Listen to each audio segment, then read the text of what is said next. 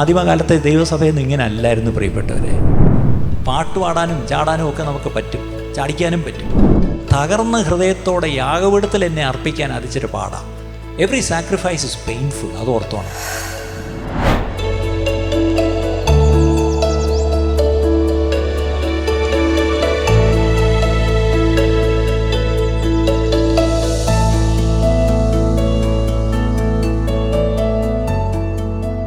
അടുത്ത 20 മിനിറ്റ് കർത്താവിന് വെച്ചാൽ ദൈവത്തിൽ നിന്നൊരു ചെറിയ ഭാഗം, മറ്റൊന്നുമല്ല. ഞാനൊരു പക്ഷേ പ്രസംഗിച്ചിട്ടുള്ള വിഷയം ഏത് അല്ലെങ്കിൽ വാക്യം ഏതെന്ന് ചോദിച്ചാൽ എനിക്ക് രണ്ടാമതൊന്നും ചിന്തിക്കാതെ പറയാൻ പറ്റും. റോമാലേഖനം 12-ാം അധ്യായം 1-2 വാക്യം. That's my favourite versus. റോമാലേഖനം 12-ാം അധ്യായം 1-2 വാക്യം. 1-ാമത്തെ വാക്യം, സഹോദരന്മാരെ, ഞാൻ ദൈവത്തിൻ്റെ മനസ്സലിവ് ഓർപ്പിച്ച് നിങ്ങളെ പ്രബോധിപ്പിക്കുന്നത്. ഇപ്പം നമ്മൾ പറഞ്ഞു പ്രബോധനം കേട്ടു. ഈ കേൾക്കുന്നതും പ്രബോധനം തന്നെയാണ്. പൗലോസ് തന്നെ എക്സോർട്ടേഷനാണ്. ഈ പ്രബോധനം പ്രീച്ചിങ് രണ്ടാണ്. പ്രബോധനം ചെറുതും മറ്റേത് വലുതും. പ്രബോധനം ചെറിയൊരാളും പ്രസംഗം വലിയൊരാളും അങ്ങനെയൊന്നും ബൈബിളിലില്ല. ബൈബിളിലെല്ലാം എക്സോർട്ടേഷൻസ് മാത്രമേ ഉള്ളൂ. അങ്ങനെയെങ്കിൽ ഇപ്പം കേട്ടതും എക്സോർട്ടേഷനാണ്, ഇപ്പം ഞാൻ ഈ പറയുന്നത് എക്സോർട്ടേഷൻ തന്നെയാണ്. പൗലോസും അത് തന്നെയാണ് പറയുന്നത്. എന്താ പൗലോസ് പറയുന്നത്? ഞാൻ നിങ്ങളെ പ്രബോധിപ്പിക്കുന്നത്, നിങ്ങൾ ബുദ്ധിയുള്ള ആരാധനയായി നിങ്ങളുടെ ശരീരങ്ങളെ ജീവനും വിശുദ്ധിയും ദൈവത്തിന് പ്രസാദവുമുള്ള യാഗമായി സമർപ്പിപ്പിൻ. Offer your bodies as a living and holy sacrifice. ഇത് ലോകമെമ്പാടും എല്ലാ മതങ്ങളിലും നോക്കിയാൽ സാക്രിഫൈസ്, മൃഗങ്ങളെ അല്ലേ, മൃഗങ്ങളെ എന്തിന്, മനുഷ്യനെ വരെ കുരുതി കൊടുക്കുന്ന ചരിത്രങ്ങൾ നമുക്കറിയാം. നമ്മുടെ കൊച്ചു കേരളത്തിൽ പോലും കഴിഞ്ഞ ദിവസങ്ങളിൽ നടന്നതൊക്കെ നമ്മൾ പത്രത്തിൽ വായിച്ചു. അങ്ങനെയെങ്കിൽ വേദപുസ്തകത്തിലാണ് ഈ യാഗം നമ്മൾ കാണുന്നത്. അബ്രഹാമിൻ്റെ യാഗം ഇസ്ഹാക്കിനെ കൊടുത്തതൊക്കെ നമുക്കറിയാം. പിന്നെ പരമയാഗമായ ദൈവത്തിൻ്റെ കുഞ്ഞാടായ യേശു ക്രിസ്തു കാൽവറി ക്രൂശിൽ തന്നെ യാഗമായി സമർപ്പിച്ചതും നമുക്കറിയാം. ഇന്ന് നമ്മളോട് ആവശ്യപ്പെടുന്നതും അത് തന്നെ, യാഗമായിട്ട് നമ്മളെ സമർപ്പിക്കാനാണ്, അല്ലേ? പക്ഷേ ഒറ്റ ചോദ്യം, ഒരു മൃഗം അതിനെ യാഗം അർപ്പിക്കൽ ആദ്യം അതിനെ കൊല്ലണം. ഒരു മൃഗം ചത്തു കഴിഞ്ഞാൽ പിന്നെ അത് ഡെഡാണ്, പിന്നെ ലിവിങ് അല്ല. അത് ഓടി നടന്ന ഒരു ആട്ടുംകുട്ടിയായിരിക്കും, അല്ലെങ്കിൽ ഒരു കാളക്കുട്ടിയായിരിക്കും, അല്ലെങ്കിൽ ഒരു പക്ഷിയായിരിക്കും. പക്ഷേ അതിനെ കൊന്നു കഴിഞ്ഞാൽ പിന്നെ അത് ലിവിങ് അല്ല, ഇറ്റ്സ് ഡെഡ്, അല്ലേ? പക്ഷെ ഇവിടെ പറയുന്നു offer your cells as a living sacrifice. അതിൻ്റെ അർത്ഥം നമ്മൾ മരിച്ചുവെങ്കിലേ ജീവിക്കാൻ പറ്റൂ. എത്ര പേർക്കത് മനസ്സിലായി? ഇത് കോൺട്രാസ്റ്റാണ്. ഒന്നുകിൽ മരിക്കണം അല്ലെങ്കിൽ ജീവിക്കണം. പക്ഷേ ക്രിസ്തീയ വിശ്വാസപ്രകാരം, ക്രിസ്തീയ ഉപദേശം എന്ന് പറഞ്ഞാൽ നാൾതോറും നമ്മൾ മരിക്കുന്നിടത്തോളം നമ്മൾ അത്രത്തോളം ജീവനിൽ ജീവിക്കും. എത്ര പേര് ആമയും പറയും അതിന്? ഇതൊരു സഭയാണ്, ഇതൊരു പെന്തക്കോസ്ത് സഭയും കൂടെ. നിങ്ങൾക്ക് ശബ്ദമൊക്കെ ഉണ്ടാക്കി ഒരു ആമേനോ അല്ലേലിയോ ഒക്കെ പറയാം, കുഴപ്പമൊന്നുമില്ല. നിങ്ങളങ്ങ് ഒത്തിരി അങ്ങ് ഇവാഞ്ചലിക്കലാവല്ലേ. ഇവാഞ്ചലിക്കലാണ് നമ്മൾ, പക്ഷേ നമുക്കൊരു പെന്തക്കോസ്ത് എക്സ്പീരിയൻസ് കൂടെ ഉണ്ട്, അല്ലേ? അങ്ങനെയാണെങ്കിൽ എത്രത്തോളം ഞാൻ മരിക്കുന്നുവോ അത്രത്തോളം ഞാൻ ജീവനിൽ ജീവിക്കും. ഇന്ന് സഭകളിൽ ജീവനില്ലാത്തതിന് കാരണം അവിടുത്തെ സൗണ്ടിൻ്റെ കുഴപ്പമല്ല കേട്ടോ. അവിടുത്തെ പ്രശ്നം നമ്മളാരും മരിക്കുന്നില്ല. ഈ പറയുന്ന ഞാനും ഈ കേൾക്കുന്ന നിങ്ങളും മരിക്കുന്നില്ല. നമ്മളങ്ങ് ജീവിക്കുക. എത്രത്തോളം I die to myself I will live. അപ്പോൾ എന്നെ യാഗമായിട്ട് സമർപ്പിക്കുക എന്ന് പറയുമ്പോൾ ഞാൻ എത്രത്തോളം ഞാൻ എന്നെ തന്നെ യാഗപീഠത്തിൽ വയ്ക്കുന്നുവോ അത്രത്തോളം ഞാൻ ജീവനുള്ള, അടുത്തത് വിശുദ്ധിയുള്ള ഒരു യാഗമായി ദൈവസന്നിധിയിൽ ഞാൻ എന്നെ അർപ്പിക്കുകയാണ്. ഇനി അവിടെ എഴുതിയിരിക്കുന്നുണ്ട്, that is the spiritual act of worship. നിങ്ങളുടെ കയ്യിൽ ഇംഗ്ലീഷ് ബൈബിൾ ആണെങ്കിൽ ആ 1-ാം വാക്യം എടുത്ത് വായിച്ചു നോക്കിയാൽ ചില വേർഷൻസിൽ ഇങ്ങനെയാണ്, that is the spiritual act of worship. നമ്മളിപ്പം ഈ ആരാധന, നമ്മളെല്ലാം ആരാധിക്കുന്നവരാണ്. നമ്മൾ ആദ്യത്തെ ഒരു അരമണിക്കൂർ നമ്മൾ ആരാധനയ്ക്കാണ് നമ്മൾ ചിലവഴിക്കുന്നത് നമ്മൾ പറയാറുണ്ട്. പക്ഷെ ഒരു കാര്യം ഓർക്കണം, ഇന്ന് ലോകപ്രകാരം പല സഭകളിൽ ഇൻ്റലക്ച്വലി ദേ വർഷിപ്പ്. അത് തെറ്റാണോ എന്ന് ചോദിച്ചാൽ അല്ല. ചിലപ്പോൾ എഴുതപ്പെട്ട ഒരു ആരാധന ക്രമമായിരിക്കും അവർ പറയുന്നത്, അല്ലെങ്കിൽ അവർ വളരെ ഡീസൻ്റായിട്ട് എഴുന്നേറ്റിക്കും അല്ലേ ഇരിക്കും. അവർ കിടന്ന് ചാടും ബഹളം വയ്ക്കുകയൊന്നും ചെയ്യത്തില്ല. വേറൊരു കൂട്ടരുണ്ട് വളരെ ഇമോഷണൽ വർഷിപ്പാണ്, അല്ലേ? അവർ വന്ന സമയം മുതൽ എന്ത് ചെയ്യും? അതിനവർക്കൊരു വാക്യമുണ്ട്, ഞാൻ ദൈവത്തെ ആരാധിക്കും, എൻ്റെ ബുദ്ധി അഫലമായിരിക്കുന്നു. എൻ്റെ അർത്ഥം ഇനി എന്ത് ബുദ്ധികേട് കാണിച്ചാലും അത് ആത്മാവിൻ്റെ അക്കൗണ്ടിലങ്ങ് പോകും. അപ്പം ഇൻ്റലക്ച്വൽ വേർഷിപ്പുണ്ട്, ഇമോഷണൽ ആക്ട് ഓഫ് വേർഷിപ്പുണ്ട്. അത് രണ്ടും തെറ്റാണോ ചോദിച്ചാൽ രണ്ടും നല്ലത് തന്നെയാണ്, കുഴപ്പമൊന്നുമില്ല. പക്ഷെ നമ്മൾ മനുഷ്യർ വി ആർ ഇമോഷണൽ. നമുക്ക് ദൈവം ബുദ്ധി തന്നിട്ടുണ്ട്, വികാരവും തന്നിട്ടുണ്ട്. അതുകൊണ്ട് ഇത് രണ്ടും ദൈവസന്നിധിയിൽ ആരാധനയിൽ പ്രകടിപ്പിക്കുന്നതിൽ ഒരു തെറ്റുമില്ല. പക്ഷെ ഇവിടെ പറഞ്ഞത് that is your spiritual act of worship. എന്താണ്? നിങ്ങളുടെ ആത്മീക ആരാധന എന്ന് പറഞ്ഞാൽ നിങ്ങളെ തന്നെ അർപ്പിക്കുന്നതാണ് ആത്മീയ ആരാധന. ഇന്ന് നമ്മളിവിടെ വന്നിരിക്കുന്നത് നമ്മളെ തന്നെ യാഗമായി അർപ്പിക്കാനാണ് നമ്മൾ വന്നിരിക്കുന്നത്. എത്ര പേര് അത് വിശ്വസിക്കുന്നു?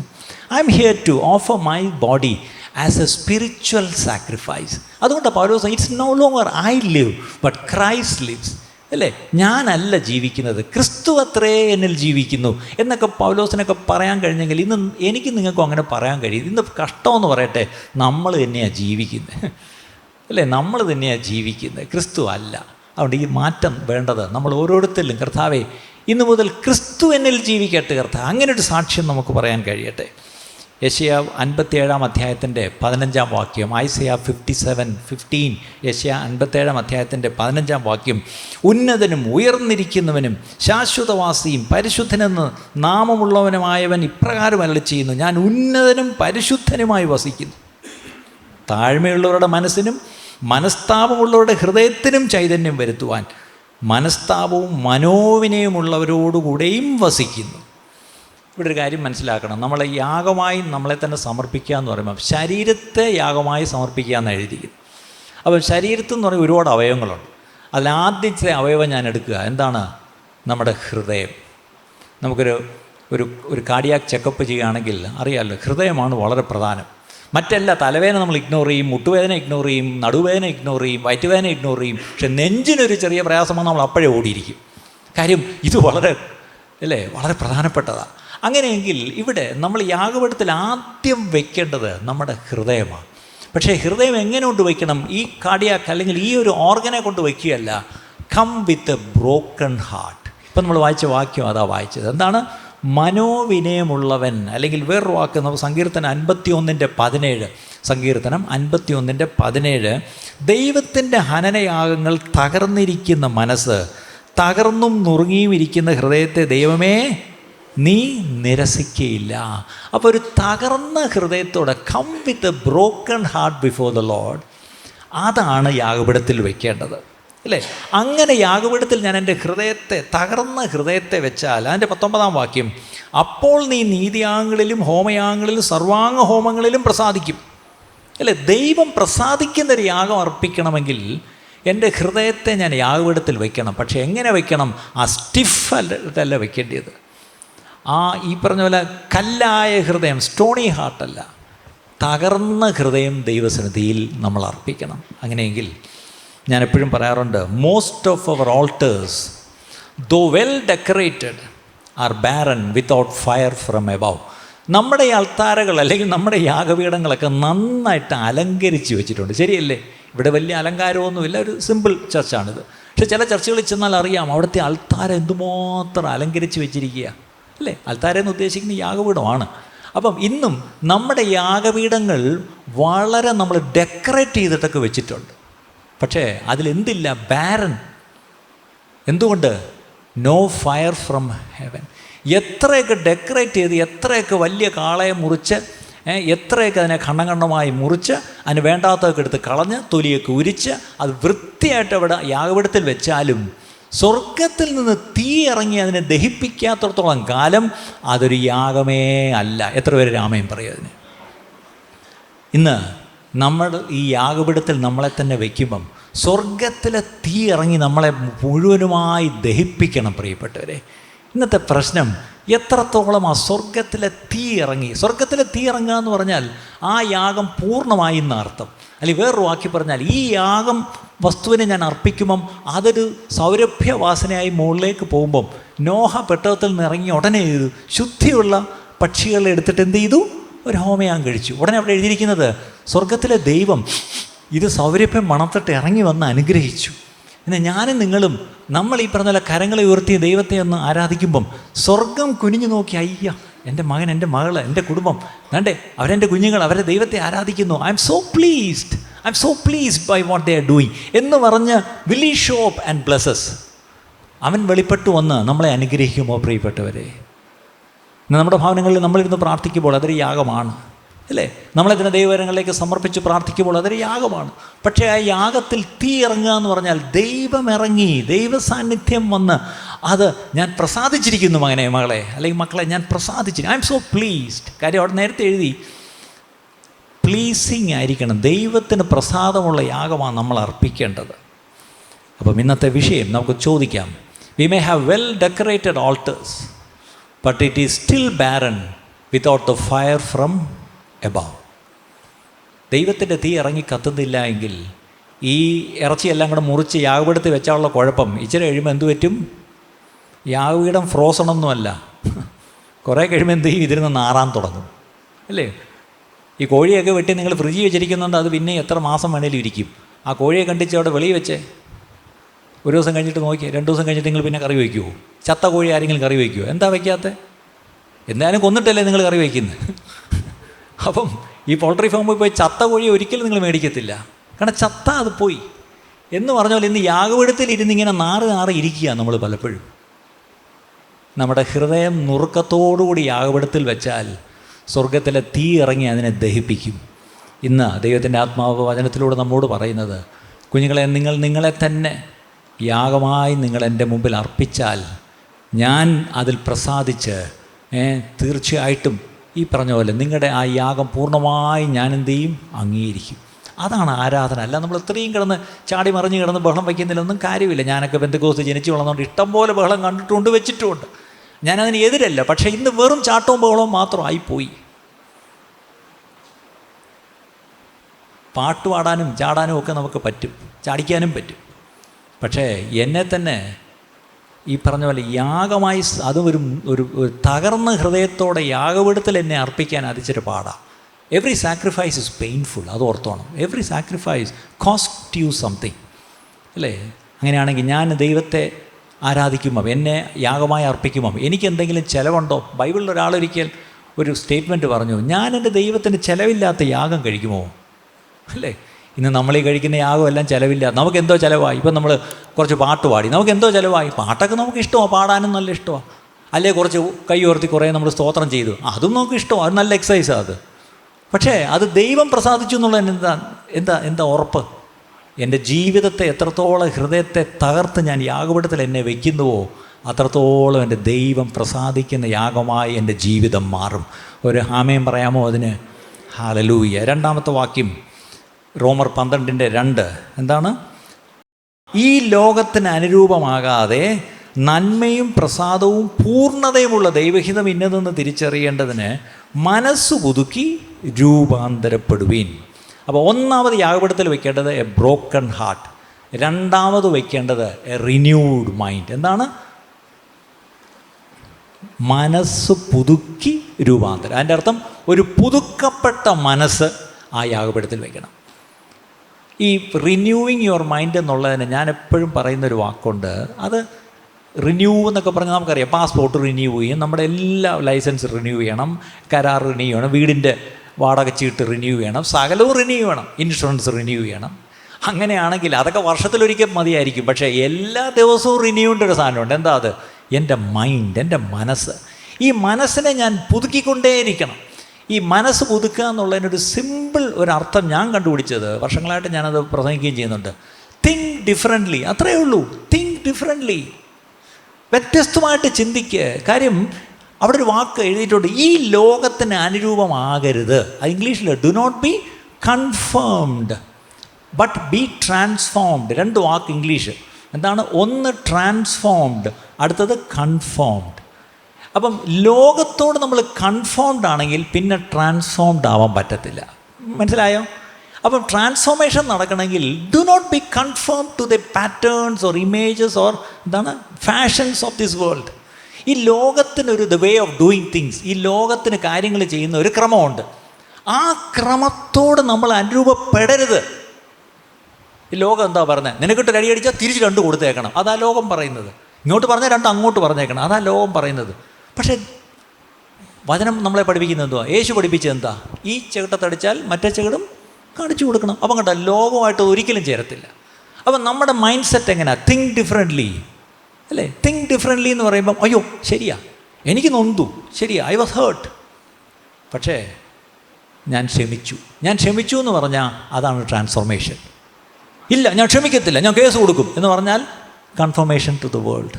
ഇനി പറഞ്ഞേ, നമ്മൾ ഓരോരുത്തരുടെയും നമ്മുടെ ജീവിതം, നമ്മൾ are we transformed according to the word of God or are we getting conformed to the patterns of this world? ഈ ലോകത്തിന് അനുരൂപമായിട്ടല്ലേ നമ്മൾ ജീവിക്കുന്നത്? സഭ പോലും ആലോചിച്ച് നോക്കിയേ, ദൈവസഭ ഇതൊരു സഭയാണ്. നമ്മൾ വലിയ വർത്തമാനമൊക്കെ പറയുമ്പോൾ ഈ സഭയിൽ നടക്കുന്ന എല്ലാ കാര്യങ്ങളും നമ്മൾ ഈ മനസ്സ് പുതുക്കി രൂപാന്തരപ്പെട്ടാണ് ഓരോ ശുശ്രൂഷകളും ചെയ്യുന്നത്? അല്ല, നമ്മളൊരു കൺഫർമേഷൻ നമുക്കുണ്ട്. നമ്മൾ ചെയ്ത് പരിശീലിച്ചത്, നമ്മൾ കണ്ടു പഠിച്ചത്, മനുഷ്യരിഷ്ടപ്പെടുന്നത്, ഇതൊക്കെയാണ് നമ്മളും ചെയ്തു പോകുന്നത്. ഇങ്ങനൊന്നും അല്ലായിരുന്നു ആദിമകാലത്തെ ദൈവസഭയൊന്നും, ഇങ്ങനെ അല്ലായിരുന്നു പ്രിയപ്പെട്ടവരെ. അവർ ശരിക്കും ഈ പറഞ്ഞ പോലെ ഈ ലോകത്തിന് അവർക്ക് അനുരൂപരാകാൻ പറ്റത്തില്ലായിരുന്നു. ഈ ലോകത്തിനെതിരെ, ഒഴുക്കിനെതിരെ അവർ നീന്തിക്കൊണ്ടിരുന്നത്. ഇന്ന് ഒഴുക്കിൻ്റെ കൂടെ നീന്തുകയൊന്നും വേണ്ട, നിന്ന് കൊടുത്താൽ മതി, ഞാൻ കൊണ്ടുപോയിക്കോളും. ബോംബെ സബർബൻ ട്രെയിനിൽ ആരെങ്കിലും ചെന്ന് കയറുമോ? ഇല്ല. നിങ്ങൾ പ്ലാറ്റ്ഫോമിൽ ചെന്ന് നിന്നാൽ മതി, നിങ്ങൾ ഇടിച്ചങ്ങ് കയറ്റിക്കോളും എന്ന് പറഞ്ഞാൽ നമ്മൾ ലോകത്തിറങ്ങി നിന്നാൽ മതി, അങ്ങ് പൊയ്ക്കോളും. ആ ഒഴുക്കിനങ്ങ് ഒഴുകി ഒരു ഓളത്തിനങ്ങ് പൊയ്ക്കോളും. ഇന്ന് ഈ ഓളത്തിന് സഭയും പൊയ്ക്കൊണ്ടിരിക്കുക. പക്ഷേ ഈ ഒഴുക്കിനെതിരെ നീന്തുന്നതാണ് അന്ത്യകാല സഭ. എത്ര പേര് അത് വിശ്വസിക്കുന്നു? I mean, if you believe it's not going with the current, it's going across the current. ലോകത്തിനൊരു ഒഴുക്കുണ്ട്, ലോകത്തിനൊരു രീതിയുണ്ട്. ആ രീതിക്ക് എതിരായി നിൽക്കുന്നതാണ് ഈ പറഞ്ഞ ഒരു ആത്മീയൻ്റെ ലക്ഷണം പ്രിയപ്പെട്ടവരെ. അപ്പം അവിടെ ഇരിക്കുന്നത് renewing happens only by transformation, അല്ലെങ്കിൽ transformation happens only by getting renewed. പക്ഷേ അതിന് എതിര് കൺഫർമേഷൻ. ലോകത്തോട് അനുരൂപപ്പെടരുത്. ലോകത്തോട് സമരസപ്പെട്ടു പോയാൽ നമ്മുടെ ജീവിതത്തിൽ ഒരു രൂപാന്തരം ഉണ്ടാകത്തില്ല എന്നുള്ള കാര്യം മറക്കരുത്. ഈ ലോകത്തിലുള്ളത് എന്താണെന്ന് ചോദിച്ചാൽ 1 യോഹന്നാൻ 2:16-17, 1 John 2:16 and 17, 1 യോഹന്നാൻ 2:16-17 എന്തൊക്കെയാണ്? ജഡമോഹം, കൺമോഹം, ജീവനത്തിൻ്റെ പ്രതാപം. ഇങ്ങനെ ലോകത്തിലുള്ളതെല്ലാം പിതാവിൽ നിന്നല്ല, ലോകത്തിൽ നിന്നത്രേ ആകുന്നു.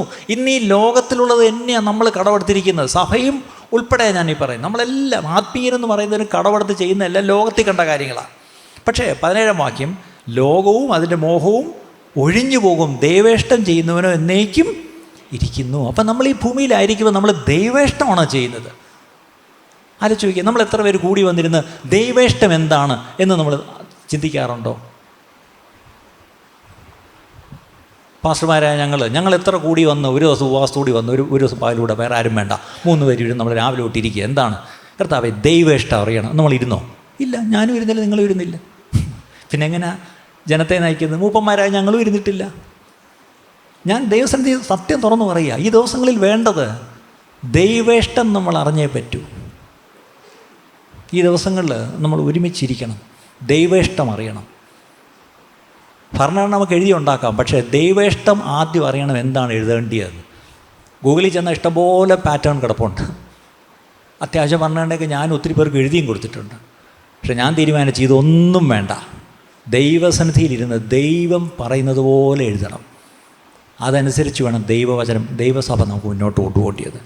ഇവിടെ എഴുതിയിരിക്കുന്നത് സദൃശവാക്യം 23:7, Proverbs 23:7, സദൃശവാക്യം 23:7. അത് സിമ്പിൾ ഇത്രയേ ഉള്ളൂ, we are what we think. എന്താണ്? We are what we think. Simple. അവൻ തൻ്റെ മനസ്സിൽ കണക്ക് കൂട്ടുന്നത് പോലെ ആകുന്നു. നമ്മൾ എന്താണ് ഈ മനസ്സിൽ കണക്ക് കൂട്ടുന്നത്, അതേ നമ്മളായിത്തീരൂ. സഭയായി നമ്മൾ എന്തുവാ മനസ്സിൽ കണക്ക് കൂട്ടുന്നത്, അതേ ആയിത്തീരൂ. അപ്പോൾ ഇവിടെയാണ് തിങ്കിങ്, ട്രാൻസ്ഫോർമേഷൻ, റിന്യൂവൽ ഇവിടെ നടക്കണം. Think differently. അവസാന ഒരു വാക്യം 2 കൊരിന്ത്യർ 10-ാം അധ്യായം 4-5, 2 Corinthians 10:4-5, 2 കൊരിന്ത്യർ 10-ാം അധ്യായം 4-5. അവിടെ ഇരിക്കുന്നത് ഞങ്ങളുടെ പോരിൻ്റെ ആയുധങ്ങളോ. കണ്ടോ ഇന്നത്തെ പ്രശ്നം? നമ്മളെല്ലാം കിടന്ന് പോരടിക്കുക. പക്ഷെ നമുക്ക് പോരുണ്ട്, ഉറപ്പാണ്. പക്ഷെ പോരൊരിക്കലും മനുഷ്യരോടല്ല, അല്ലേ? ജഡരക്തങ്ങളോട് നമുക്ക് പോരാട്ടമില്ല. പകരം പിശാചിനോടുമാണ്, അവൻ്റെ കൂട്ടരോടാണ് പോരാട്ടം. ഇനി അതുപോലും, ആ പോരാട്ടം പോലും ഞാൻ പോരാടേണ്ടത് എങ്ങനെയാ? ആത്മീയ ആയുധങ്ങൾ വെച്ചാ, ജഡിക ആയുധമല്ല. ആ ആയുധങ്ങളെപ്പറ്റി പറയുന്നത് കോട്ടകളെ ഇടിപ്പാൻ ദൈവസന്നിധിയിൽ ശക്തിയുള്ളവ തന്നെ. കഴിഞ്ഞ ഞായറാഴ്ച ഞാൻ ഇവിടെ പറഞ്ഞല്ലോ, മുട്ടുമടക്കി നമ്മൾ ദൈവസന്നിധിയിലൊന്നിരുന്നേ, കോട്ടകൾ തകരും, അല്ലേ? കോട്ടകൾ തകരും. Strong knees. കഴിഞ്ഞ ആഴ്ച പറഞ്ഞ ഒന്നുകൂടെ പറയാം, സഭയ്ക്ക് വേണ്ടുന്നത് നല്ല ബലമുള്ള മുഴങ്കാലുകളാണ് നമുക്ക് വേണ്ടത്. ഈ ദിവസങ്ങളിൽ എത്രത്തോളം ബലമുള്ള മുഴങ്കാലുകൾ നമുക്കുണ്ടാകുമോ അത്രത്തോളം മനോഹരമായ പാദങ്ങളായി നമ്മൾ സുവിശേഷമായിട്ട് പോവും. ഇല്ലെങ്കിൽ നമ്മളൊരു നല്ല പോഷ് ക്രിസ്ത്യൻ ക്ലബ്ബായിട്ട് പട്ടണത്തിയിരിക്കും. Most of the churches have become posh clubs, അത്രയേ ഉള്ളൂ. പക്ഷേ ദൈവസഭയെന്ന് പറയുമ്പോൾ വ്യത്യാസമായിരിക്കണം പ്രിയപ്പെട്ടവരെ. ഈ ദിവസങ്ങളിൽ സഭയെക്കുറിച്ച് ദൈവം ആഗ്രഹിക്കുന്നത് നമ്മുടെ മുഴങ്കാലുകളൊന്ന്, കുഴഞ്ഞ മുഴങ്കാലുകളെ ഒന്ന് നിവർത്തി നമ്മളൊന്ന് വാസ്തവമായിട്ട് ദൈവസന്നിധിയിൽ നമ്മൾ ഇരിക്കുമെങ്കിൽ ദൈവം പ്രവർത്തിക്കും. കോട്ടകളൊക്കെ ഇടിയും പ്രിയപ്പെട്ടവരെ. ഇനി കോട്ടകൾ മാത്രമല്ല, 5-ാം വാക്യം, അവയാൽ ഈ ആയുധങ്ങളാൽ സങ്കല്പങ്ങളും, കണ്ടോ, സങ്കല്പം. ഇപ്പം നിങ്ങൾ ഓരോരുത്തർക്കും ഒരു സങ്കല്പമാണ്. നിങ്ങളെക്കുറിച്ചുണ്ട്, നിങ്ങളുടെ കുടുംബത്തെക്കുറിച്ചുണ്ട്, നിങ്ങളുടെ മക്കളെക്കുറിച്ചുണ്ട്. ഇനി ഞങ്ങൾ ഈ ദേവദാസന്മാർക്ക് ഞങ്ങൾക്ക് ശുശ്രൂഷയെക്കുറിച്ച് നിങ്ങളുടെ സങ്കല്പം, ഈ ലൈഫ് ഫെലോഷിപ്പിനെ പറ്റി സങ്കല്പം ഉണ്ടോ എന്ന് ചോദിച്ചാൽ എനിക്കുണ്ട്. പക്ഷെ ചിലപ്പോഴെങ്കിലും ഇവിടെ ഈ വചനം പറയുക, നിൻ്റെ മനസ്സിൽ വരുന്ന ആ സങ്കല്പത്തെ നീ ഈ ആത്മീയ ആയുധം വെച്ച് ഇടിക്കണം. സങ്കല്പങ്ങളും, അടുത്തത് ദൈവത്തിൻ്റെ പരിജ്ഞാനത്തിന് വിരോധമായി പൊങ്ങുന്ന എല്ലാ ഉയർച്ചയും. ഉയർച്ച. ഇപ്പം എനിക്ക് തോന്നുകയാണ് ഞാൻ വലിയ ആളാണ്, ഞാനാണ് ഇതിൻ്റെ ഫൗണ്ടർ എന്ന് പറഞ്ഞു കഴിഞ്ഞാൽ ഉയർച്ചയാണ്. എൻ്റെ ഉള്ളിലൊരു പൊങ്ങച്ചം വരിക. അതിനെ ഞാൻ അപ്പോഴപ്പോഴും എന്ത് ചെയ്യണം പോലും? ഇടിക്കണം, ഇടിക്കണം, ഇടിക്കണം. ഇടിച്ച് കളഞ്ഞ് അടുത്തത് ഏത് വിചാരത്തെയും, എവ്രി തോട്ട്സ്. അല്ല, എൻ്റെ ഉള്ളിൽ ഇങ്ങനെ ഒത്തിരി വിചാരങ്ങൾ വരും. ഇപ്പം നിങ്ങളുടെ ഉള്ളിൽ വരുന്ന വിചാരം എന്താ? ഇയാൾ 11:30 നിർത്തുമെന്ന് പറഞ്ഞ് ഇനി 1 മിനിറ്റും കൂടെ ഉണ്ട്. ആ ക്ലോക്കിലും ഈ ക്ലോക്കിൽ 1 മിനിറ്റും കൂടെ ഉണ്ട്. അതല്ലേ ഇപ്പം നിങ്ങളുടെ മനസ്സിൽ വന്ന വിചാരം. അടുത്തത് ആ വിചാരത്തെയും ക്രിസ്തുവിനോടുള്ള അനുസരണത്തിനായി പിടിച്ചടക്കണം, പിടിച്ചടക്കണം. അതിൻ്റെ അർത്ഥം അവർ തോട്ട്സ്, ഇമാജിനേഷൻസ്, അല്ലേ, സങ്കല്പങ്ങൾ, വിചാരങ്ങൾ, അല്ലേ, ഇതൊക്കെ എന്തു ചെയ്യണം? ഇതിനെയൊക്കെ പിടിച്ചടക്കി ഒരു പോരാട്ടമാണ് നമ്മുടെ പോരാട്ടം പ്രിയപ്പെട്ടവരെ. എൻ്റെ വാക്കുകൾ ഞാൻ നിർത്തുക. ഒരു നിമിഷം കണ്ണടച്ചാട്ടെ, നമുക്കൊന്ന് പ്രാർത്ഥിക്കാം. കർത്താവേ, ഇന്ന് ഞങ്ങൾ കേട്ടത് വേറൊന്നുമല്ല, ഞങ്ങളുടെ ശരീരങ്ങളെ ഒരു യാഗമായി സമർപ്പിക്കണം. ഞങ്ങളുടെ ചിന്തകളും ഞങ്ങളുടെ വിചാരങ്ങളും എല്ലാം ഒന്ന് പുതുക്കപ്പെടണം കർത്താവേ. മനസ്സ് പുതുക്കി രൂപാന്തരപ്പെടണം. പക്ഷേ മനസ്സ് പുതുക്കി രൂപാന്തരത്തിന് തടസ്സം ഈ ലോകത്തോടുള്ള, ലോകചിന്തകളോടുള്ള, അല്ലെങ്കിൽ ലോകത്തിൻ്റെ രീതികളോടുള്ള അനുരൂപമാണ് എനിക്ക് ഈ ട്രാൻസ്ഫോർമേഷന് തടസ്സം. അങ്ങനെയെങ്കിൽ ഇന്നൊരു തീരുമാനമെടുക്കാം.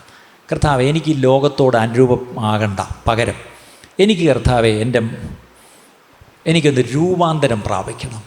അതിനായിട്ട് എന്നെ ഞാൻ സമർപ്പിക്കും. എൻ്റെ ശരീരത്തെ സമ്പൂർണ്ണമായി, പ്രത്യേകിച്ച് എൻ്റെ ഹൃദയത്തെ തകർച്ചയോടുകൂടി ഞാൻ യാഗപീഠത്തിൽ വയ്ക്കുന്നപ്പാ.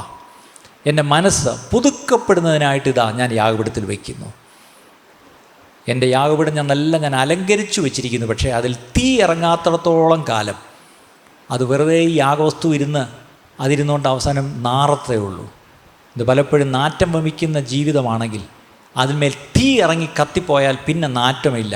ആ തീ ഇറങ്ങി കത്തുമ്പോൾ മുകളിലോട്ട് പോകുന്നത് നല്ല സൗരഭ്യവാസനയാണ്. ദൈവം മണത്തിറങ്ങി വന്ന് ദൈവം നമ്മളെ അനുഗ്രഹിക്കുന്ന ഒരനുഭവത്തിലേക്ക് വരാം. കർത്താവെ, ഞങ്ങൾ കേട്ട വചനപ്രകാരം ഞങ്ങൾ ഓരോരുത്തരെയും സമർപ്പിക്കുന്നു. അടിയനെ സമർപ്പിക്കുന്നു, ഈ സഭയെ സമർപ്പിക്കുന്നപ്പാ. ഇനി മുന്നോട്ടുള്ള കാലങ്ങളിൽ ദൈവത്തിൻ്റെ ആലോചന അറിഞ്ഞ് കർത്താവെ, ദൈവത്തിൻ്റെ ഹിതപ്രകാരം ഞങ്ങളുടെ മനസ്സ് പുതുക്കി സമ്പൂർണ്ണമായി ഞങ്ങളെ തന്നെ യാഗപീഠത്തിൽ വെച്ചുകൊണ്ട് കർത്താവെ, ഞങ്ങളുടെ മുഴങ്കാലുകളെ ഒന്ന് നിവർത്തി വാസ്തവമായിട്ട് ഞങ്ങളുടെ മനോഹര പാദങ്ങൾ സുവാർത്താദൂതികളായി ഓടിപ്പോകുവാൻ, ഈ സഭ ഇറങ്ങി തലങ്ങും വിലങ്ങും യേശുവിൻ്റെ സാക്ഷിയായി തീരുവാൻ കർത്താവെ, സുവിശേഷം പറയുവാൻ ഈ സഭയെ പഴയതുപോലെ എടുത്ത് ഉപയോഗിക്കണമേ. അതിനായി ഞങ്ങൾ സമ്പൂർണ്ണമായി ഞങ്ങളെ ഏൽപ്പിക്കുന്നു, സഭയെ ഏൽപ്പിച്ചു പ്രാർത്ഥിക്കുന്നു.